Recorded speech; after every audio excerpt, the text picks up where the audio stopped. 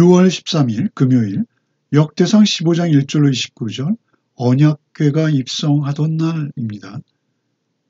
마침내 언약궤를 메고 예루살렘으로 들어오는 것이죠. 다윗은 언약궤를 안치할 장막을 마련했고 제사장들과 레위인들을 중심으로 철저히 율법에 따라 이 모든 일을 진행하고 있습니다. 찬양대와 악기를 연주하는 자들과 문지기들을 세우고 제사도 드립니다. 온 백성과 다윗은 큰 기쁨으로 언약궤를 맞아들일 때 다윗의 아내 미갈은 그 마음의 업신여김으로 반응하고 있습니다. 먼저 1절로 10절을 읽겠습니다. 다윗이 다윗성에서 자기를 위하여 궁전을 세우고 또 하나님의 궤를 둘 곳을 마련하고 그것을 위하여 장막을 치고 다윗이 이르되 레위 사람 외에는 하나님의 궤를 맬 수 없나니 이는 여호와께서 그들을 택하사 여호와의 궤를 메고 영원히 그를 섬기게 하셨음이라 하고 다윗이 이스라엘 온 무리를 예루살렘으로 모으고 여호와의 궤를 그 마련한 곳으로 메어 올리고자 하여 다윗이 아론 자손과 레위 사람을 모으니 그앗 자손 중에 지도자 우리엘과 그의 형제가 120명이요 무라리 자손 중에 지도자 아사야와 그의 형제가 120명이요 게르솜 자손 중에 지도자 요엘과 그의 형제가 130명이요 엘리사반 자손 중에 지도자 스마야와 그의 형제가 200명이요 헤브론 자손 중에 지도자 엘리엘과 그의 형제가 80명이요 우시엘 자손 중에 지도자 암미나답과 그의 형제가 112명이라. 다윗은 하나님의 궤를 둘 곳을 미리 마련하고 옮기려고 하는 것이죠. 앞서 13장에 시도되었던 하나님의 궤를 옮길 때 수레를 사용한 실수를 이제 반복하지 않습니다. 율법의 근거에서 레위인의 어깨에 메어서 옮기고 있는 것이죠. 이스라엘 온 무리를 예루살렘으로 모았습니다. 그리고 아론의 자손, 특별히 레위 사람들을 모았습니다. 다윗이 이토록 철저히 준비하고 있는 것, 그것은 이전에 언약궤를 옮길 때 하나님의 율법을 모르고 범했던 잘못을 회개하고 있다는 것입니다. 자신의 잘못을 인정하고 즉시 고치고 있는 것입니다. 지난번 술에 언약궤를 옮길 때 백성들의 합의를 얻어내고 모두를 모으고 거국적인 행사를 치름으로 백성들의 하나됨을 이루려고 했죠. 그러나 오히려 우사가 죽습니다. 왕의 위신은 실추되었고 백성들에게 원망을 들었을 것이 분명합니다. 이 일로 인해서 다윗은 하나님을 향한 두려움이 있었죠. 또한 원망도 했을 것입니다. 자신을 향한 자책도 했을 것입니다. 그러나 다윗은 거기에서 넘어지거나 위축되지 않았습니다. 오히려 깊이 자신의 잘못을 인정하고 회개한 것이죠. 이제는 철저히 말씀을 따라 준비한 것입니다. 지난번에 하나님의 언약궤를 옮길 때는 자신의 기준과 판단을 쫓았습니다. 천부장, 백부장, 지휘관들과 상의했죠. 그러나 이번에는 기록된 대로 아론과 레위 사람들을 중심으로 이 일이 진행되고 있는 것이죠. 여기에 소개된 명단은 레위인을 구분하는 기본적인 세 그룹, 그앗, 무라리, 게르솜으로 나눌 수 있습니다. 그 가운데 두 번째로 나타나는 세 그룹은 그앗 자손들의 가계도입니다. 5절에 우리엘과 그의 형제, 8절에 엘리사반 자손, 9절에 헤브론 자손, 10절에 우시엘 자손, 그 모두 그앗 족속이죠. 바로 그 그앗 족속이 언약궤를 돌보고 운반하는 책임을 맡도록 특별히 지명받았습니다. 신명기에 기록되어 있는 것이죠. 우리는 특별히 하나님 앞에서 내가 아무리 열정을 가지고 최선을 다했음에도 그것이 하나님께서 원하시는 방법이나 하나님께서 원하시는 길이 아니었음을 뒤늦게 깨달을 때가 있습니다. 내가 월권을 할 때가 있고요. 내가 잘못할 때가 너무 많아요. 우리가 모든 일을 완전히 수행할 수는 없습니다. 중요한 것은 잘못한 것이 아니라 잘못했을 때, 그게 잘못이었음을 깨달았을 때가 더욱 중요한 것이죠. 다윗은 즉시 돌이킵니다. 사울은 반대죠. 하나님께서 진멸하라 명령하셨는데도 그는 스스로 거역해서 이것저것을 챙깁니다. 그리고 지적을 받자 오히려 돌이키기는커녕 자신을 합리화하는 변명만 늘어놓는 것이죠. 그러나 다윗은 달랐습니다. 인정했습니다. 돌이켰습니다. 최선을 다해서 하나님께서 요구하시는 모든 것들에 온전히 순종하고자 노력하는 것이죠. 오히려 죄와 실수가 더 큰 순종으로 아름답게 바뀌고 있는 것입니다. 우리가 예수 안에 산다는 것은 바로 이런 것입니다. 즉시 깨닫고 주님의 대속의 은혜에 의지해서 우리의 잘못을 인정하는 것이 복입니다. 그리고 돌이킨 후에 성실히 순종하는 삶을 사는 것, 그것은 더 큰 복입니다. 11절로 15절을 읽겠습니다. 다윗이 제사장 사독과 아비아달을 부르고 또 레위 사람 우리엘과 아사야와 요엘과 스마야와 엘리엘과 암미나답을 불러 그들에게 이르되 너희는 레위 사람의 지도자이니 너희와 너희 형제는 몸을 성결하게 하고 내가 마련한 곳으로 이스라엘 하나님 여호와의 궤를 메어 올리라. 전에는 너희가 매지 아니하였으므로 우리 하나님 여호와께서 우리를 찢으셨으니 이는 우리가 규례대로 그에게 구하지 아니하였음이라 하니 이에 제사장들과 레위 사람들이 이스라엘 하나님 여호와의 궤를 메고 올라가려 하여 몸을 성결하게 하고 모세가 여호와의 말씀을 따라 명령한 대로 레위 자손이 채 하나님의 궤를 꿰어 어깨에 매니라. 다윗은 레위 지도자들을 불러 모읍니다. 그리고 몸을 성결하게 할 것을 당부하시죠. 전에 자신들이 범했던 잘못을 정확히 기록하고 있는 그 출애굽기의 근거에서 그들의 잘못을 지적합니다. 특별히 13절에 우리라는 단어로 3번이나 반복해서 자신을 포함한 죄를 고백하고 있습니다. 전에는 매지 않았으므로 우리 하나님 여호와께서 우리를 찢으셨다. 이는 우리가 규례대로 구하지 않았기 때문이다. 다윗은 지도자입니다. 그 자신과 레위인 그리고 우리 공동체 모두 나를 포함한 모두가 하나님 앞에서 하나님의 말씀을 따르지 않는 잘못을 범했다라고 지적하는 것이죠. 우사 개인의 잘못이 아니라는 것입니다. 자신을 포함한 모든 지도자들의 잘못이요 우리 모두의 잘못이다라는 것을 인정하는 아주 겸손한 태도이죠. 그들은 이제 하나님의 궤, 곧 언약궤를 모실 준비가 된 것입니다. 하나님을 예루살렘의 왕으로 모실 준비가 된 것이죠. 그 회개하고 돌이킨 마음에 이제 준비가 된 것입니다. 예루살렘의 왕은 다윗이 아닙니다. 오직 하나님 한 분이신 것이죠. 우리 역시 마찬가지입니다.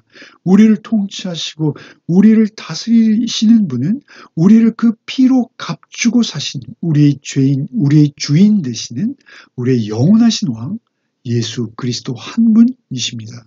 16절 이하를 읽겠습니다.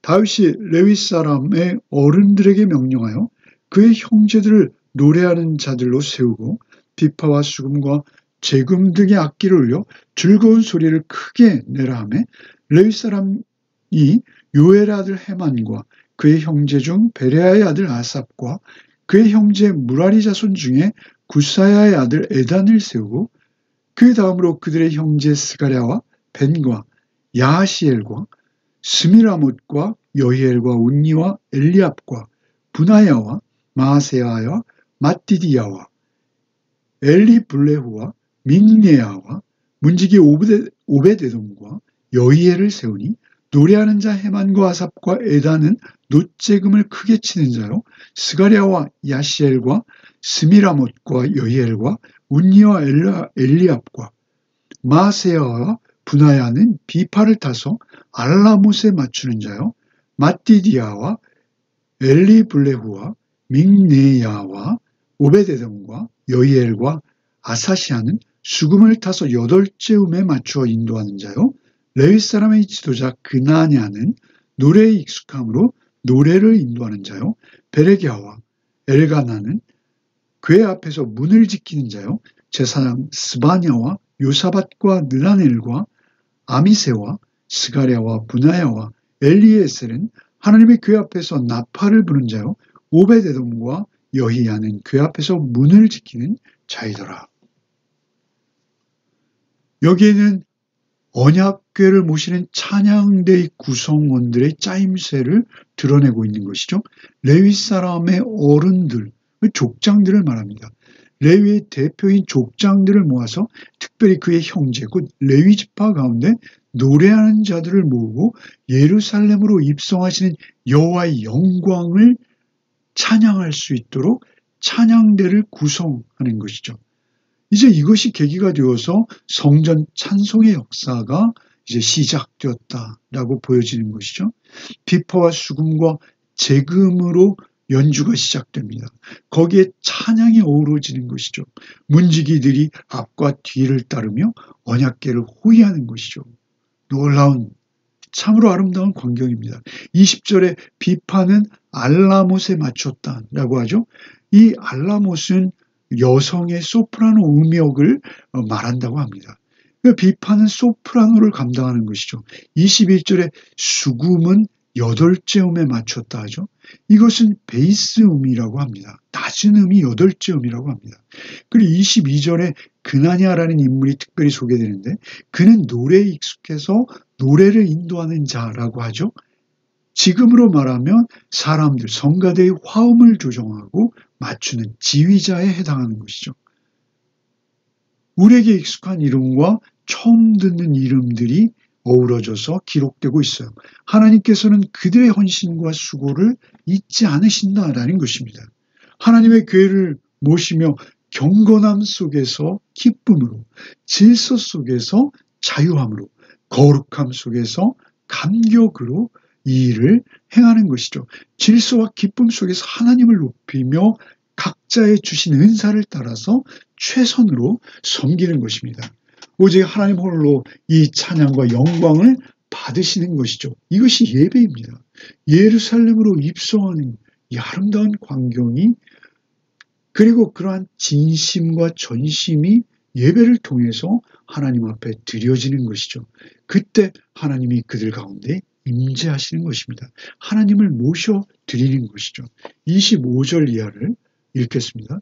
이에 다윗과 이스라엘 장로들과 천부장들이 가서 여호와의 언약궤를 즐거이 메고 오벳 에돔의 집에서 올라왔는데 하나님이 여호와의 언약궤를 맨 레위 사람을 도우셨으므로 무리가 숫송아지 7마리와 숫약 7마리로 제사를 드렸더라.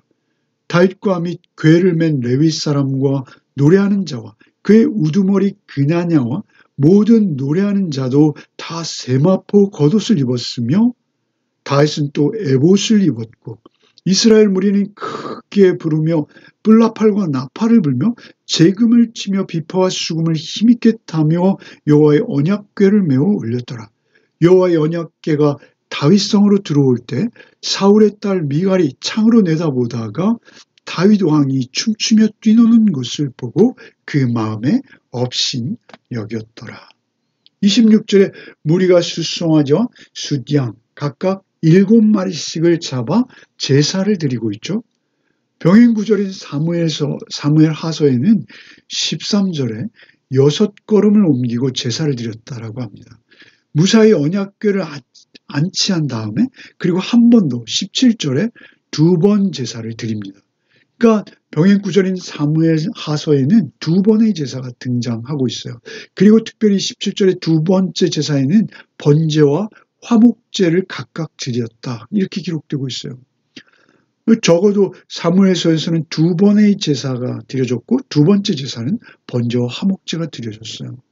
또 하나, 지금까지는 언약궤를 하나님의 궤 이렇게 표현했는데 여기서는 여호와의 언약궤 이렇게 기록됩니다. 특별히 여호와의로 수식되고 언약궤로 표현되는 25절로 29절에만 4번이나 반복 기록되고 있어요.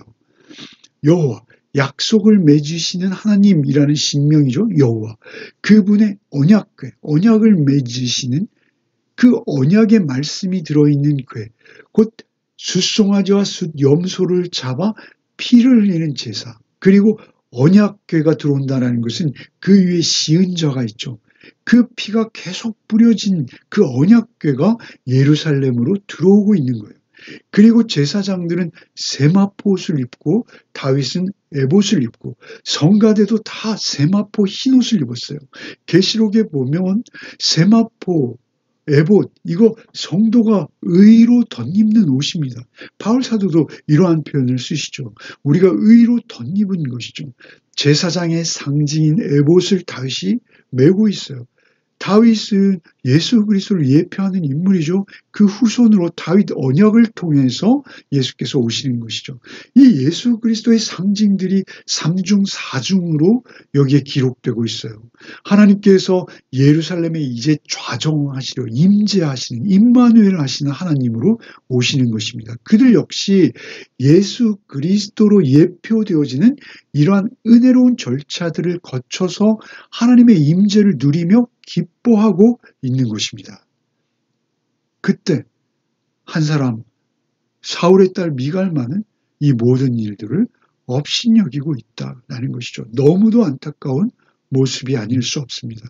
하나님의 임재 앞으로 나간다라는 것, 그것이 우리의 최고의 복입니다. 오직 우리의 길이요 생명 되신 예수 그리스도를 힘입어 우리는 하나님의 임재 앞으로 나가는 것입니다. 예수 그리스도를 힘입을 때 우리는 성결해지는 것입니다. 오늘도 오직 하나님의 임재 앞에서 하루를 지내시며 하나님의 영광을 올려드리고 하나님 찬양하는 하루의 삶을 살아내시는 복이 있으시기를 바랍니다. 기도하겠습니다. 주님, 우리가 잘못을 깨달았을 때 곧바로 돌이켰던 다윗의 마음처럼 우리도 돌이키는 은혜가 있게 하여 주시옵소서. 말씀대로 준비하고 질서 안에서 기쁨으로 하나님만을 높이는 우리의 하루가 되게 하여 주옵소서. 온전한 순종과 진실한 경외함으로 오늘 하루를 살게 하여 주옵소서. 우리도 우리의 삶이 언약의 하나님만을 모시는 참된 예배자의 삶이 되게 하여 주시옵소서. 예수 그리스도 이름 받들어 기도하옵나이다. 아멘.